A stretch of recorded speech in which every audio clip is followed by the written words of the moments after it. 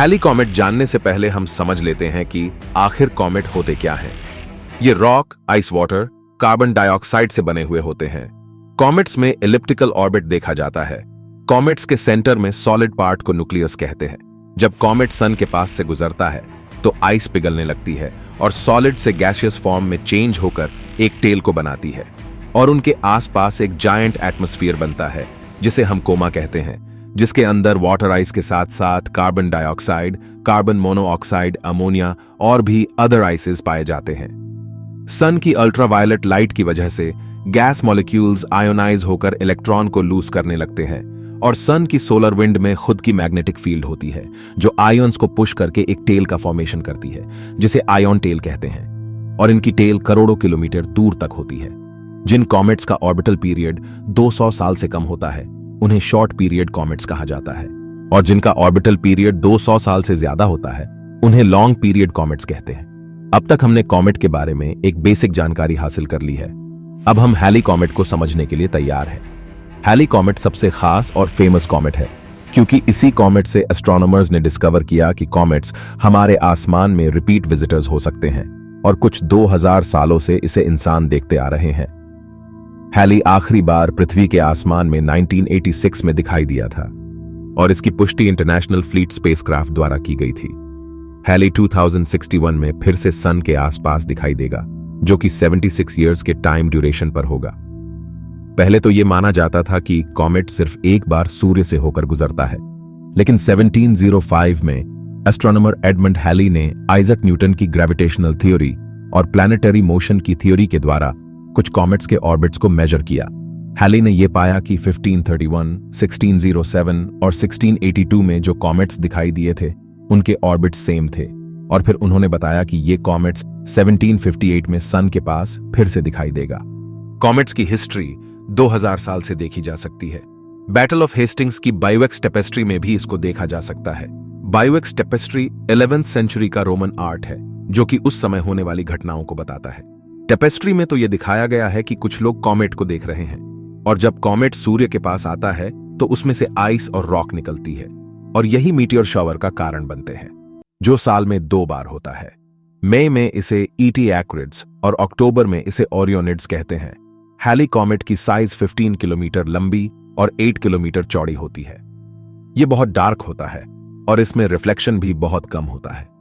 इसका अल्बेडो 0.03 होता है, जिसका मतलब है कि यह सिर्फ 3% ही लाइट रिफ्लेक्ट करता है।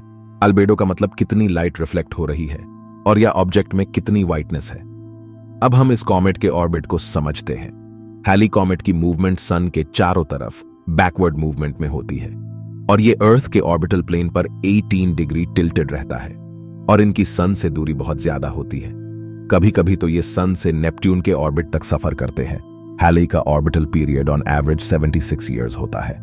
इस ऑर्बिटल पीरियड की सर्कम्फ्रेंस को देखें तो ये 12.2 बिलियन किलोमीटर होती है, लेकिन ये ऑर्बिटल पीरियड ग्रेविटेशनल फोर्स के इफेक्ट के कारण बदलती रहती है। साल 1835 और 1910 के बीच यह 74.42 ईयर था और 451 और 530 के बीच में इसका ड्यूरेशन 79.25 ईयर पाया गया। कॉमेट अर्थ के सबसे पास 837 में पहुंचा था, जो कि अर्थ से 4.94 मिलियन किलोमीटर दूर था। इसकी ब्राइटनेस का मैग्नीट्यूड -3.5 तक पहुंच गया था। हम ब्राइटनेस को एस्ट्रोनॉमी में मैग्नीट्यूड में मेजर करते हैं। जितना ज्यादा ऑब्जेक्ट ब्राइट होगा उतना ही कम मैग्नीट्यूड होता है, जो कि वीनस की ब्राइटनेस के लगभग बराबर था। इसकी ब्राइटनेस ने स्पेस में लंबे एरिया को कवर किया। अगर 1986 के हैली कॉमेट की बात करें तो ये अर्थ से 63 मिलियन किलोमीटर की दूरी पर पाया गया था और इसकी ब्राइटनेस नॉर्थ स्टार जितनी थी, और इसने नॉर्थ स्टार जितना एरिया अपनी ब्राइटनेस से कवर किया था। 1948 में हैली कॉमेट सन से 5.27 बिलियन किलोमीटर की दूरी पर था और इस लंबी दूरी को एफेलियन कहा गया। यह दूरी नेपच्यून के ऑर्बिट तक थी। इसकी मूवमेंट 0.91 किलोमीटर पर सेकंड थी। 1986 में हैली कॉमेट की सन से दूरी 87.8 मिलियन किलोमीटर थी और इसे पेरिहेलियन कहा गया था। इसकी सन से दूरी वीनस के ऑर्बिट से भी पास थी। इसकी मूवमेंट 54.55 किलोमीटर पर सेकंड थी। सन की हर एक ऑर्बिट को पार करने पर कॉमेट 1 से 3 मीटर अपना साइज खो देता है। और धीरे धीरे ये अपनी ब्राइटनेस कम करता चला जाता है। आखिर में इसका टेल पार्ट बचता है और वो भी डस्ट फॉर्म में रिड्यूस हो जाता है। साइंटिस्ट के अकॉर्डिंग कॉमेट्स अपनी लाइफ में सन के लगभग 1000 चक्कर लगा सकता है।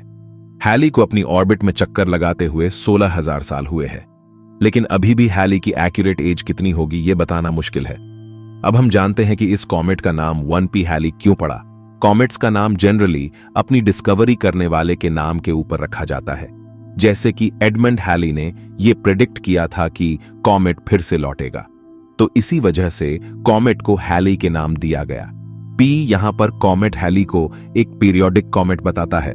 पीरियोडिक कॉमेट का ऑर्बिटल पीरियड 200 ईयर्स से कम होता है। अब तक आप इस कॉमेट के बारे में सारी चीजें समझ चुके हैं जितना एक साइंटिस्ट को पता होना चाहिए। अब आप इस टॉपिक के साइंटिस्ट बन चुके हैं।